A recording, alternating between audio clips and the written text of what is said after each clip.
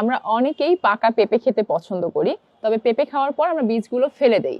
তবে আপনারা জানলে অবাক হবেন, এই পাকা পেঁপের বীজ আমাদের শরীরের বিভিন্ন ধরনের রোগ প্রতিরোধ করতে বেশ ভালো ভূমিকা রাখে।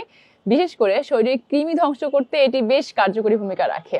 আমরা অনেকেই কৃমির ওষুধ খেতে চাই না, তবে প্রাকৃতিকভাবেই এই পেঁপের বীজ খেয়ে আমরা আমাদের শরীরের কৃমিকে ধ্বংস করতে পারি। এছাড়াও পেঁপের বীজ আমাদের শরীরের ক্ষতিকর ব্যাকটেরিয়া, ছত্রাক এবং বিভিন্ন ধরনের ক্ষতিকর পরজীবী ধ্বংস করতে বেশ ভালো ভূমিকা রাখে। পেঁপের বীজে রয়েছে ফ্লাভোনয়েডস, অ্যালকালয়েড এবং প্রচুর পরিমাণে ভিটামিন সি। আপনারা কিভাবে আসলে এই পেঁপের বীজ খেতে পারেন আমি একটু আপনাদেরকে দেখাই। আপনারা এই পেঁপের সাথে বীজটা মিক্স করে খেতে পারেন।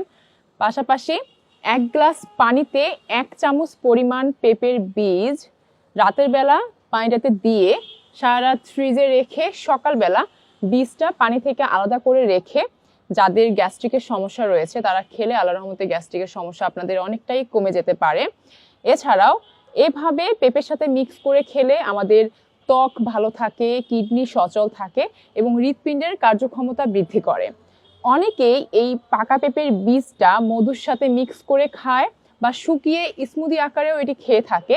এতে আমাদের হজম শক্তি অনেকটাই বৃদ্ধি পায়।